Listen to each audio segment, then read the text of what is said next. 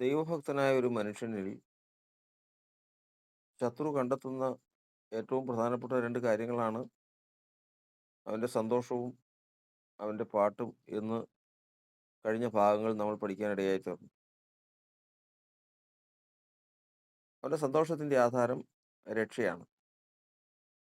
അവൻ്റെ പ്രാണൻ മരണത്തിൽ നിന്നും ഈ ലോകത്തിൻ്റെ ന്യായവിധിയിൽ നിന്നും രക്ഷിക്കപ്പെട്ടതിൻ്റെ സന്തോഷമാണ്. അവൻ്റെ ഉടയവനെ അവൻ കണ്ടെത്തിയ സന്തോഷമാണ് അവന് എന്നേക്കുമായി ലഭിച്ചിരിക്കുന്നത്. അതുകൊണ്ട് മറ്റെന്തിനേക്കാൾ ഭൗതികമായ മറ്റെന്തിനേക്കാൾ സന്തോഷം അവന് എപ്പോഴും ഉണ്ടായിരിക്കുമെന്ന് ദൈവത്തിൻ്റെ വചനപ്രകാരം നമ്മൾ പഠിച്ചു. അതുകൊണ്ട് തന്നെ ഒരുവൻ വിശ്വാസത്തിലിരിക്കുന്നുവോ, ക്രിസ്തു അവനിലുണ്ടോ, അവൻ യഥാസ്ഥാനപ്പെട്ടിട്ടാണോ കൃപയിലാണോ നിൽക്കുന്നതെന്ന് തീരുമാനിക്കാൻ അവൻ്റെ സന്തോഷം നോക്കിയാൽ മതി. അവൻ സന്തോഷത്തോടെ സ്തോത്രം പറയും, സന്തോഷത്തോടെ പ്രാർത്ഥിക്കും. ഏത് അവസരത്തിലും സമ്പത്തുകളുടെ അപഹാരമായാലും ഏത് കഷ്ടമായാലും നഷ്ടമായാലും എപ്പോഴും അവൻ സന്തോഷിച്ചുകൊണ്ടിരിക്കും. കാരണം കർത്താവിലെ സന്തോഷമാണ് അവൻ്റെ ബലം. അവൻ ബലമുള്ളവനാണ്. അങ്ങനെ അവൻ്റെ സന്തോഷം ഉരുത്തിരിഞ്ഞു വന്ന വഴികളാണ് കഴിഞ്ഞ ഭാഗങ്ങളിൽ ചിന്തിപ്പാനിടയായി തീർന്നത്.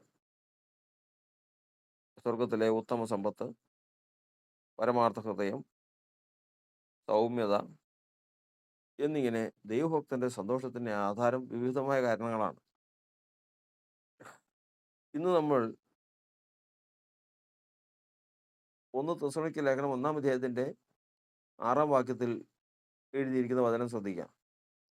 ബഹുകഷ്ടം സഹിക്കേണ്ടി വന്നിട്ടും നിങ്ങൾ പരിശുദ്ധാത്മാവിന്റെ സന്തോഷത്തോടെ വചനം കൈക്കൊണ്ട് ഞങ്ങൾക്കും കർത്താവിനും അനുകാരികളായി തീർന്നു. ദൈവത്തിന്റെ വചനം കൈക്കൊണ്ട് കൈക്കൊള്ളുമ്പോൾ ഉണ്ടായ സന്തോഷം, ആ സമയത്ത് തന്നെ അവർ ബഹുകഷ്ടത്തിലായിരുന്നു, വളരെ കഷ്ടത്തിലായിരുന്നു. എന്നാൽ സന്തോഷത്തോടെ വചനം കൈക്കൊണ്ട് അവിടെ സംഭവിച്ചത് എന്താണ്? ദൈവത്തിന്റെ വചനം കേൾക്കുമ്പോൾ അത്രമാത്രം സന്തോഷം ഉണ്ടായതിന്റെ കാരണം എന്താണ്? നമ്മൾ ആദ്യമേ തന്നെ ഇതിനെക്കുറിച്ച് ചിന്തിക്കാൻ ഇടയായി തീർന്നു. ഇതെല്ലാം രക്ഷയുടെ സന്തോഷമാണ്. അത് പ്രാണനുമായി ബന്ധപ്പെട്ട് നിൽക്കുന്നതാണ്. ഇവിടെ ബഹുകഷ്ടം വന്നിട്ടും ദൈവത്തിന്റെ പരിശുദ്ധാത്മാവിന്റെ സന്തോഷത്തോടു കൂടി വചനം കൈക്കൊണ്ടു. ദൈവത്തിന്റെ വചനം എന്ന് പറയുന്നത് എന്താണ്? വചനം പറയുന്നത് അപ്പത്തിനായിട്ടുള്ള വിശപ്പല്ല, വെള്ളത്തിനായിട്ടുള്ള ദാഹമല്ല.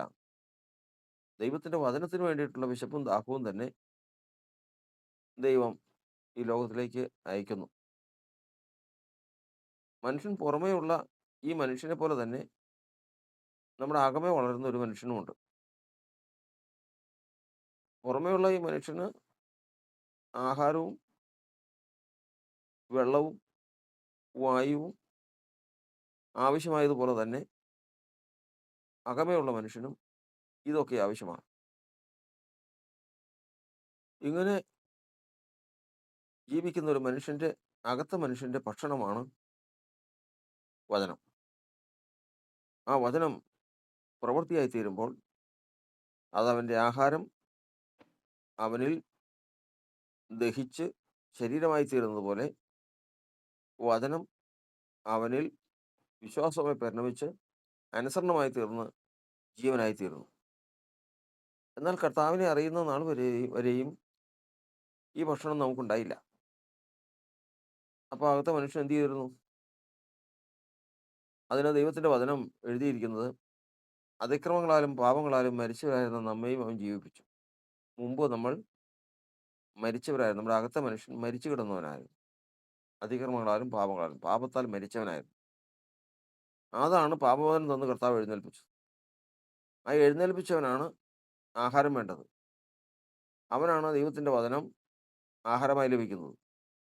അതുകൊണ്ടാണ് ദൈവത്തിന്റെ വചനം കർത്താവ് പ്രകാരം പറഞ്ഞിരിക്കുന്നത്, നശിച്ചു പോകുന്ന ആഹാരത്തിന് വേണ്ടിയിട്ടല്ല, നിത്യജീവന് വേണ്ടി നിലനിൽക്കുന്ന ആഹാരത്തിന് വേണ്ടി തന്നെ ആകെ വാഞ്ചിപ്പീൻ, അത് മനുഷ്യപുത്രൻ നിങ്ങൾക്ക് തരും.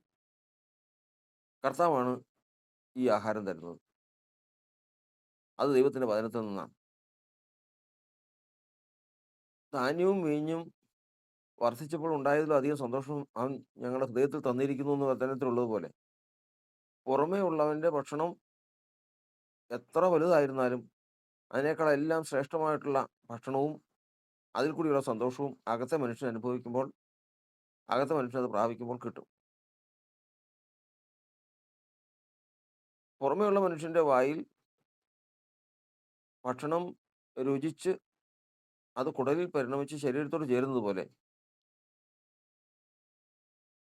ചെവിയിൽ വീഴുന്ന വചനം അത് ഹൃദയത്തിൽ വിശ്വാസമായി പരിണമിച്ച് അത് ശരീരത്തിൽ വ്യാപരിച്ച് അനുസരണമായി തീർന്ന് ജീവനായി പരിണമിക്കും. ഇതാണ് രണ്ടിൻ്റെയും ക്രിയ.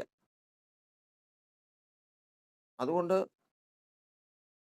എല്ലാവരും ഈ ആഹാരത്തിന് വേണ്ടിയിട്ട് അതിയായ കാംക്ഷയോടെ ഇരിക്കുകയാണ്. ഇത് യേശുവാണ് നൽകുന്നത്. എന്നാൽ വിശ്വാസത്തിൽ വന്നാലും രക്ഷിക്കപ്പെട്ടാലും വീണ്ടും ജനിച്ചാലും ഈ ആഹാരം യഥാവിധം മനുഷ്യൻ്റെ ഉള്ളിലേക്ക് പ്രവേശിക്കാൻ സാധിക്കുന്നില്ല. വചനം കേൾക്കാൻ തടസ്സം, കേട്ടാൽ തന്നെ വിശ്വസിക്കാൻ തടസ്സം, വിശ്വസിച്ചാൽ തന്നെ അതനുസരിക്കാൻ തടസ്സം, അനുസരിച്ചാൽ തന്നെ വിശ്വാസത്തിൻ്റെ പ്രവൃത്തിയാൽ അത് പൂർത്തിയാക്കി തീർക്കാൻ പ്രയാസം. ഇങ്ങനെ വിവിധമായ തടസ്സങ്ങൾ ശത്രു കൊണ്ടുവരും. ആ പ്രതിസന്ധികളെല്ലാം അതിജീവിച്ചുകൊണ്ട് വേണം ഈ ആഹാരം പ്രാപിക്കാൻ. അതിന് വേണ്ടിയിട്ട് ഒന്നാമത്തെ തടസ്സം ഇത് കേൾക്കാനുള്ള തടസ്സമാണ്. ഇത് കേട്ട് വിശ്വസിക്കാനുള്ള തടസ്സം. ഒരിക്കലും ദൈവത്തിൻ്റെ വചനം ഒരു മനുഷ്യരിലേക്ക് പ്രവേശിക്കാൻ സാധിക്കാത്ത തരത്തിൽ ശത്രു അതിനെ അടച്ചു വെച്ചിരിക്കുകയാണ്. അതിലേക്ക് വചനം പ്രവേശിക്കാതെ വണ്ണം. അതായത് കർത്താവ് കൽപ്പന കൊടുത്ത് തോട്ടത്തിന് നടുവിൽ നിൽക്കുന്ന വൃക്ഷത്തിൻ്റെ ഫലം നിങ്ങൾ തിന്നരുത്, തിന്നുന്ന നാളിൽ മരിക്കും എന്ന് അരുളി ചെയ്ത് ഈ ലോകത്തെ ഭരമേൽപ്പിച്ചവൻ അവൻ്റെ വചനത്തെ വിശ്വസിക്കാതെ, ശത്രു പറഞ്ഞ വചനത്തെ വിശ്വസിച്ച് കേട്ട് വിശ്വസിച്ച് വിശ്വാസമായി പരിണമിച്ച് ദൈവത്തെ അവിശ്വസിച്ച് അവനിൽ നിന്ന് ദൈവദേശത്തും ദൈവത്തിൻ്റെ ആത്മാവും എല്ലാം നഷ്ടപ്പെട്ടു. ഇങ്ങനെ സകലതും നഷ്ടപ്പെട്ട മനുഷ്യൻ തൻ്റെ അകത്തെ മരിച്ച ആത്മാവുമായിട്ട്, അകൃത്യങ്ങളാലും പാപങ്ങളാലും മരിച്ച ആത്മാവുമായിട്ട് ജീവിക്കുന്ന കാഴ്ചയാണ് പഴയ നിയമത്തിലൊക്കെ നമ്മൾ കാണുന്നത്. എന്നാൽ വീണ്ടും കർത്താവിൻ്റെ വചനം കേട്ട് അതിൽ കൂടി കൽപ്പന പ്രാപിച്ചതുപോലെ തന്നെ വീണ്ടും അവൻ്റെ ചെവികളിൽ കൂടി ദൈവത്തിൻ്റെ വചനം പ്രവേശിക്കണമെങ്കിൽ ദൈവത്തിൻ്റെ വചനം പറയുന്നത് ചെവികളെ തുളയ്ക്കണം. ചെവികളെ തുളച്ചവൻ ദൈവത്തിൻ്റെ വചനം കേൾക്കും, അവൻ വിശ്വസിക്കും, അവൻ ദൈവത്തിൻ്റെ ഇഷ്ടം ചെയ്യും. എങ്ങനെയാണ് ദൈവം ചെവികളെ തുളയ്ക്കുന്നത്? യെശയ്യാപ്രവചനത്തിൽ നമ്മൾ പഠിക്കുന്നത്, യഹോവയായ ദൈവം എൻ്റെ ചെവിയെ തുറന്നു, ഞാനോ മറുത്തു നിന്നില്ല. ചെവികളെ തുളയ്ക്കുന്നു. യെശയ്യാപ്രവചനം 50-ാം അധ്യായത്തിൻ്റെ 5-ാം വാക്യത്തിൽ പ്രകാരം എഴുതിയിരിക്കുന്നു, യഹോവയായ കർത്താവിൻ്റെ ചെവി തുറന്നു, ഞാനോ മറുത്തു നിന്നില്ല, പിന്തിരിഞ്ഞതുമില്ല. കർത്താവ് ചെവി തുറക്കണം. സങ്കീർത്തനത്തിൽ നമ്മൾ പഠിക്കുന്നത്, ഇതാ നിന്റെ ഇഷ്ടം ചെയ്യുവാൻ ഞാൻ പ്രിയപ്പെടുന്നു, നീ എനിക്ക് ചെവികളെ തുളച്ചിരിക്കുന്നു. ചെവി തുളച്ചു എന്ന് പറഞ്ഞാൽ അത് അടച്ചു വെച്ചിരിക്കുന്നതാണ്. അടച്ചു വെച്ചത് ശത്രുവാണ്. അവർ കാതുകൊണ്ട് കേട്ടിട്ട് ഗ്രഹിക്കാതിരിക്കാൻ അവരുടെ ചെവി മന്ദമായിരിക്കുന്നു, ചെവികളെ അടച്ചു വെച്ചിരിക്കുന്നു. ഈ അടച്ചു വെച്ചത് കർത്താവ് തുറക്കണം. ഈ തുറക്കുന്നതിനാണ് കർത്താവിൻ്റെ വചനത്തിൽ പറഞ്ഞത്. എങ്ങനെ തുറക്കുന്നു? അവൻ അരിഷ്ടതയിൽ തന്നെ അവർ ചെവി തുറക്കുന്നു. ഇയ്യോബിൻ്റെ പുസ്തകമാണ്. ഇയ്യോബിൻ്റെ പുസ്തകം 36-ാം അധ്യായത്തിൻ്റെ 15-ാം വാക്യത്തിൽ അവൻ അരിഷ്ടനെ അവൻ്റെ അരിഷ്ടതയാൽ വിടുവിക്കുന്നു, പീഡയിൽ തന്നെ അവരുടെ ചെവി തുറക്കുന്നു. പീഡയിൽ തന്നെ അവർ ചെവി തുറക്കുന്നു. കഷ്ടതയും പീഡയും അരിഷ്ടതയും മനുഷ്യൻ അനുവദിക്കുമ്പോൾ അവൻ്റെ ചെവികൾ തുറക്കുന്നു. ഈ സമയത്ത് അവൻ ദൈവത്തിൻ്റെ വചനം കേൾപ്പാൻ തക്കവണ്ണം ദൈവം ചെവി തുറക്കുന്ന ഭാഗമാണ്. ഇതാണ് തെസ്സലോനിക്ക സഭയ്ക്ക് സംഭവിച്ചിരിക്കുന്നത്. കഷ്ടത എന്ന കഠിന ശോധനയിലായിരുന്നു. കർത്താവ് ചെവി തുറക്കുക. നമ്മൾ പലരോടും സുവിശേഷം പറയാൻ ചെല്ലുമ്പോൾ അവരെ എതിർക്കുന്നതും അവർക്കിപ്പോൾ അതിൻ്റെ ആവശ്യമില്ല എന്ന് പറയുന്നതും കാണാം. അവർ ഇപ്പോൾ ആയിരിക്കുന്ന അവരുടെ ഒരു ചില വ്യവസ്ഥകളുണ്ട്. ആ വ്യവസ്ഥിതിയിൽ ആരാധനയിലും പ്രാർത്ഥനയിലുമായിട്ട് അവർ മുമ്പോട്ട് പോവുകയാണ്. അതിനപ്പുറത്തേക്ക് അവർക്ക് ചിന്തിക്കേണ്ട കാര്യമില്ല. അവർക്ക് സംസാരിക്കേണ്ട കാര്യമില്ല എന്ന് പറയും. എന്നാൽ അതേ പറഞ്ഞവർ തന്നെ ചില നാളുകൾക്ക് ശേഷം അവർ ഭയത്തോടും വിറയലോടും കൂടി സുവിശേഷവും വചനവും കേൾക്കുന്ന അനുഭവം ഉണ്ടായിട്ടുണ്ട്. എന്തെന്നാൽ അവർക്ക് പിന്നീട് രോഗാവസ്ഥ, മരണം, കടബാധ്യതകൾ മുതലായിട്ടുള്ള പല കഷ്ടതകളിൽ കൂടിയെല്ലാം അവർ വന്നപ്പോഴേക്കും അവരിത് കേൾക്കാൻ തയ്യാറായി. ചെവി തുറന്നു. ദൈവം ചെവി തുറന്നതാണ്. അതുകൊണ്ട് ചെവി തുറന്നവരോട് സുവിശേഷം അറിയിക്കുന്ന അനുഭവം എന്ന് പറയുന്നത് വലുതാണ്. അപ്പം അത് പീഡയിൽ തന്നെ അവർ ചെവി തുറക്കുന്നു.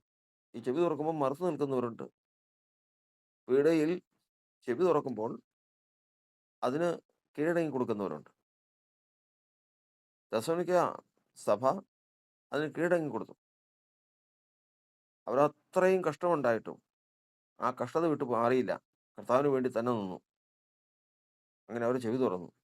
ഈ സമയത്താണ് അവരോട് സുവിശേഷം പറയുന്നത്, വചനം പറയുന്നത്. ഈ വചനം പറഞ്ഞപ്പോൾ അത് കേൾക്കാനിടയായി തീർന്നു. കേട്ടപ്പോൾ എന്ത് ചെയ്തു?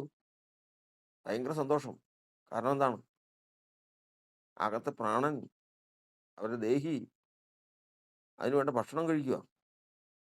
ധാന്യവും മേഞ്ഞും വർദ്ധിച്ചപ്പോൾ നല്ല ഭക്ഷണം, നല്ല വില കൂടിയതും സന്തോഷമുണ്ടാക്കുന്നതുമായ ഭക്ഷണവും വീഞ്ഞും മേശപ്പുറത്ത് വന്നിരിക്കുമ്പോൾ അത് കഴിക്കുന്ന, സന്തോഷത്തോടു കൂടി കഴിക്കുന്ന അനുഭവം അതിനേക്കാൾ ഭയങ്കര സന്തോഷമാണ് പ്രാണനിലേക്ക് ദൈവത്തിൻ്റെ വചനം ചെല്ലുമ്പോൾ.